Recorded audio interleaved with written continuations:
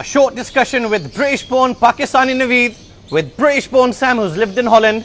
During your first visit, you were a bit scared, or I would say hesitant. On edge, yeah, on edge. It's not the normal place people travel to, and yeah, the way the country's portrayed, you know, through movies, through TV, through the media, they portray it as somewhere a bit more dangerous, a bit scarier to travel to.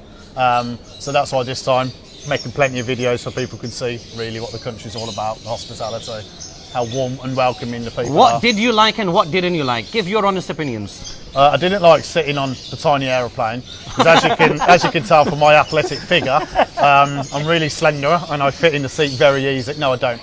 The plane was cramped. That's the worst part about it for me so far. What I do, like hospitality, everyone's super friendly, super nice, very welcoming. Can't beat it, can you? Where do you forecast lovebirds in Pakistan in the next coming 5 years, 10 years?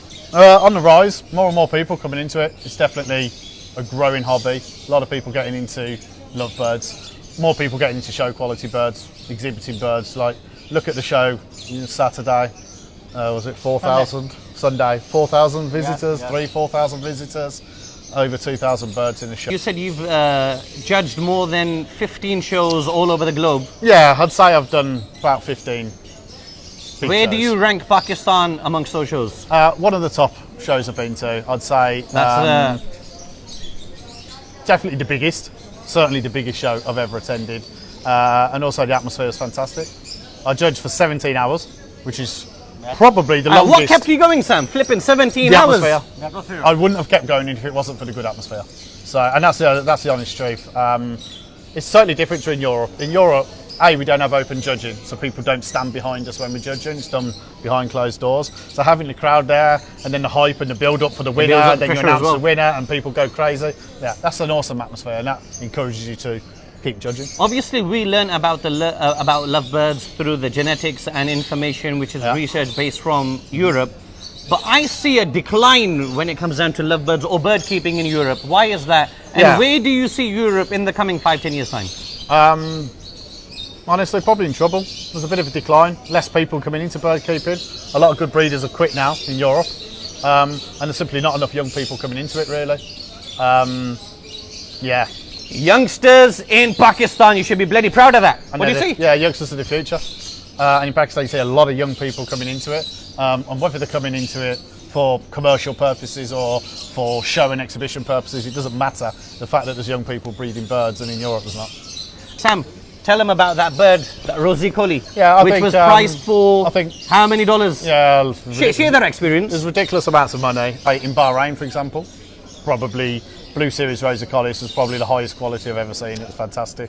And I think, breeders there very knowledgeable on genetics, very Correct passionate. me if I'm wrong, there was a bird there, Blue Series Rosy Collie, and it was one of the best birds available, and you said maybe in the world. Yeah, ridiculous. And the breeder was offered $22,000. Yeah, something like that. And he refused and said, I don't need the money. It's all about the passion for a lot of people. It's about breeding birds. $22,000 for one Blue Rosy Collie. And he said no. Taking that into consideration, if the Arab world has reached their peak in breeding Rosy Collies, they've reached the pinnacle. Yeah. Automatically, where will they divert to? Maybe other species, maybe fisheries. So that means maybe fisheries, personatus, or I don't other. know. It was what 6 years ago I went to Bahrain. I don't know what's changed. Now I'd be very interested to know how many eye-ring species are in. I'm in contact with some of the breeders in Bahrain and Emirates, and now they're into the fishery family. Adnan Salim should be appreciated all around the world for taking such a bold step, for organizing such a beautiful event, keeping a judge 17 hours bloody motivated to judge till 2:30 in the morning. That's a record. I'm not sure many judges. And to do it in a friendly atmosphere. I mean, credit should be given to this guy along with his team. And I would like to say, for those Pakistani viewers, and I'll seek permission to speak something in Urdu. Yeah, go for it, man. Sam Gibbs is amongst those judges. I'm going to say a bit in English so you know as well. I was in contact with Sam 6-7 years ago, and I used to bug the bloody guy. Sam, if I was to pair a Parblue with an Eno, what would happen? Sam, how to produce a turquoise Eno? Sam, how to do this? Sam, how to do that? And I would convert that in forms of videos for my Urdu speaking viewers. जितने भी मेरे पाकिस्तानी दोस्त हैं, मैंने Sam चीना राम किया हुआ था दिन रात सुबह दोपहर शाम. سیم اگر میں پاربلو کو اس کے ساتھ لگاؤں تو کیا ہوگا؟ سیم پاربلو کیا ہوتا ہے؟ سیم کریمینو کیسے پروڈیوس کرتے ہیں؟ سیم یہ کیسے ہوتا ہے؟ اگر پاکستان میں آج کریمینو اپنے پیک پہ ہے، ویڈیو تو پاکستان میں سب سے پہلے میں نے لگائی تھی، لیکن اس ویڈیو کو لگانے کے لیے جو میرے پاس سورس تھا، انفارمیشن تھا، دیٹ واز سیم گبز. اور میں نے ان کے شکریہ پہ ایک پوسٹ بھی لگائی تھی ان کے حق میں، اور میں کہتا ہوں اچھا استاد مل جائے تو آپ کبھی پریشان نہیں ہو سکتے. آنے والے دنوں کے اندر انشاءاللہ مل کے ہم نے اس نالج کو پرولونگ کرنا ہے، لوگوں تک فری میں پہنچانا ہے. لو برڈ نے ابھی اپنے عروج دیکھنا ہے، اور جس نے انہوں نے باتیں کی آنے والے سالوں کے اندر پاکستان کو یہ کہاں پہ دیکھتی ہیں، یورپ کو یہ کہاں پہ دیکھتی ہیں، یہ انشاءاللہ ہم اپنی آنکھوں سے دیکھیں گے. And I would like to thank you once again, Sam Gibbs.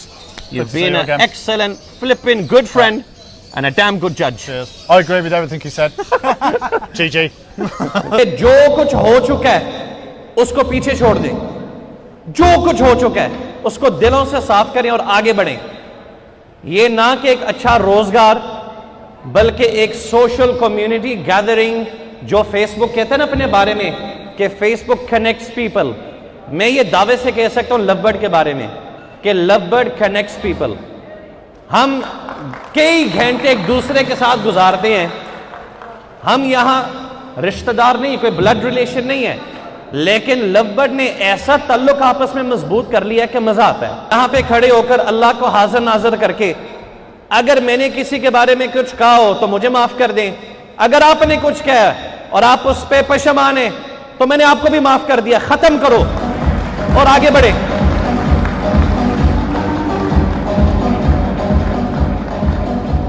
افسوس سے کہنا پڑتا ہے کہ ہمارے پاس دین اسلام ہے، حضرت محمد صلی اللہ علیہ وسلم کی بتائی ہوئی باتیں اور ہدایات ہیں. اگر ہم اس پہ چلیں اور ان رولز کو اپنے لو برڈ کے کاروبار میں اپنائیں، دنیا میں ہماری پکڑ نہیں ہے. مسئلہ مختصر یہاں پہ بات کر کے اس کو ختم کرتا ہوں. اگر آپ کو اس بات کا یقین ہو جائے کہ الرزاق اللہ کی ذات ہے، بے شمار ایوریز بننے سے آپ کے سیل میں فرق نہیں پڑنے لگا. اگر آپ وقت پہ 5 وقت نماز پڑھیں، بالخصوص فجر کی نماز، آپ کو کبھی رزق کی پریشانی نہیں ہوگی.